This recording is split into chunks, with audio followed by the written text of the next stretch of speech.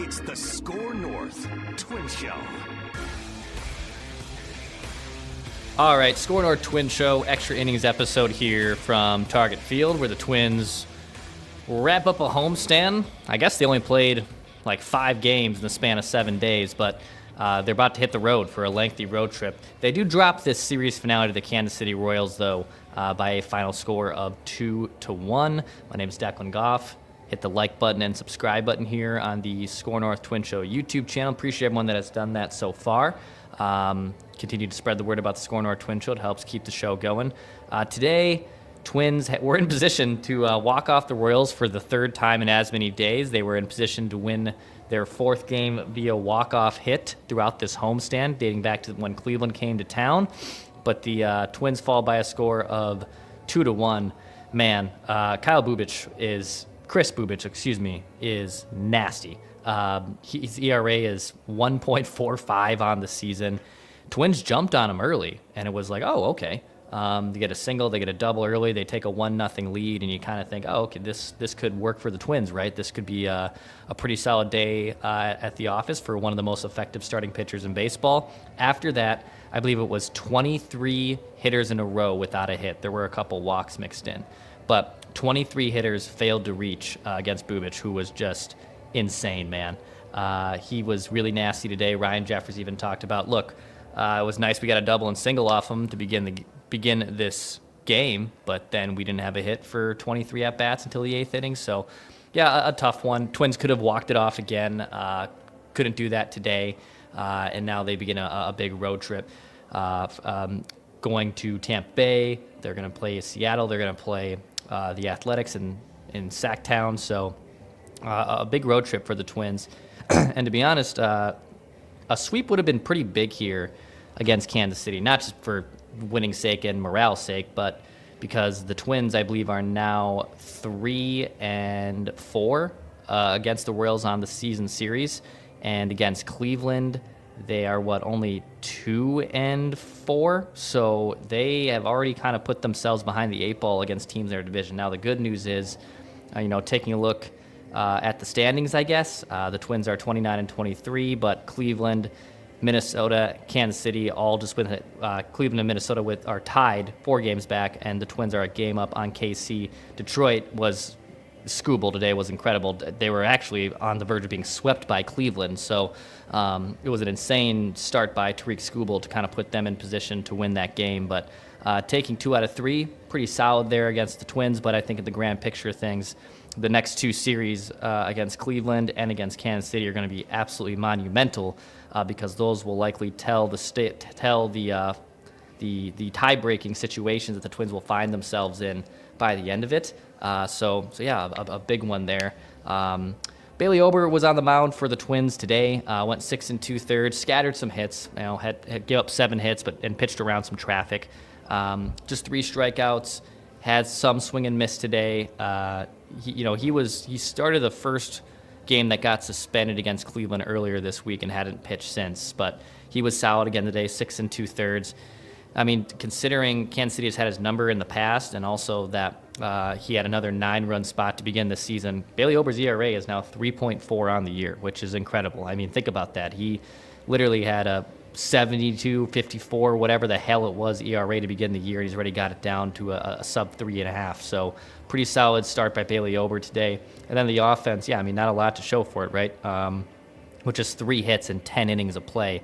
Ryan Jeffers continues to swing a nice bat. He drew a walk today. Defensively also was able to throw out a player, which was pretty big. They were able to, Jeffers was able to kind of catch him leaning, and Jeffers had a really good series at the plate too. So, some good things there. But now the Twins go, and they're going to play a Rays team in the Yankees spring training home, a place that Rock even said we're familiar with, even though it hasn't been the home of a major league team. It's still a place that they know and know pretty well. So it's a 10-game road trip. It's their longest of the season.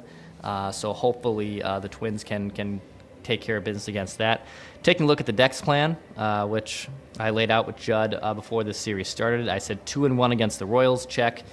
But could they sweep Tampa Bay? That'll be interesting to see if they can do that. Sweeping anyone, especially on the road, even if it's a a different road environment with it being a spring training complex. Still very tough to do. Tampa Bay is coming in a little hot too, by the way. They swept the Blue Jays today. They had taken 2-3 from Houston before that, so they are starting to play a little bit better ball, Tampa Bay that is. Their pitching, their starters are awesome. I mean, they have 24 quality starts this year.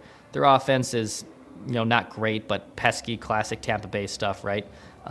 So we'll see what the Twins are able to do against Tampa as they begin that first leg of their road trip. Then they have a cross-country one where they'll go all the way to Seattle, from Tampa Bay to Seattle. Long trip. Luckily, Twins have the off day built in there between when the series wraps up in Tampa Bay to when they get to play the Seattle Mariners. And the Mariners, man, they lost back-to-back to Houston to close out their 4-game series. They still lead the NL West by a game and a half. It's a similar story, I should say, for Seattle. Their pitching is incredible. Everyone knows that. Really dang good pitching. Their offense has been better this year. They've kind of wasted the last few years of that excellent starting pitching staff. And the Twins, who actually played Seattle pretty well last year, they'll have Brian Wu, Luis Castillo. They will avoid George Kirby, which is good. Logan Evans will start the series finale there. And the Twins in that series will line up Zebby Matthews, Bailey Ober, and Chris Paddock in that series. So, I mean, some pretty big stuff coming up here for the Twins on the road. Tampa is hot, as I see here in the YouTube section. So hopefully the weather, I know there's some maybe contingency plans if it rains too much there, if there will be rain in the forecast. You never know with Florida weather, but should be pretty hot there at least, which is good. I mean, it was a beautiful day here at Target Field. In fact, 30,000+. I got here probably actually pretty close to first pitch. The lines to get in here at Target Field were wrapped all the way like to the light rail tracks. If you've been to Target Field before, you know what I'm talking about. So it was a packed house here today on a beautiful Memorial Day weekend. Good for the Twins to pack this place. It was Royce Lewis bobblehead day yesterday, and hopefully the Twins are able to continue that when they come back home after this lengthy road trip that they're going to be on. So when they wrap up the road trip, by the way, they will come back and host Toronto, who travels very well. That will be the first weekend series of June. And then Texas for 3 games. And then in this month alone, they'll have 3 against Milwaukee and 4 against Seattle. So they'll see Seattle twice, basically in the span of about 3 weeks. And the Twins don't play another divisional team. They don't play another divisional game for a month when they go to Detroit to play the Red Hot Tigers. All these games coming up here between now and June 27th are against non-AL Central teams. And in the second half of the year, I think it's kind of what, they started the year with a decent amount of Central foes. They played Chicago early. They played Kansas City early, Detroit for those first 3. But now they're on a run here where they won't see a divisional team for quite some time. But yeah, Twins dropped the series finale, and hopefully they can continue their winning ways and stay jumbled up in a very crowded AL Central division. A couple other minor league notes I tweeted out yesterday, which was more confirmed today, that Matt Wallner will stay with the St. Paul Saints. They're going to travel to Omaha. Wallner was leading off to begin this series finale, and he'll travel to Omaha, likely join the Twins at some point on that road trip.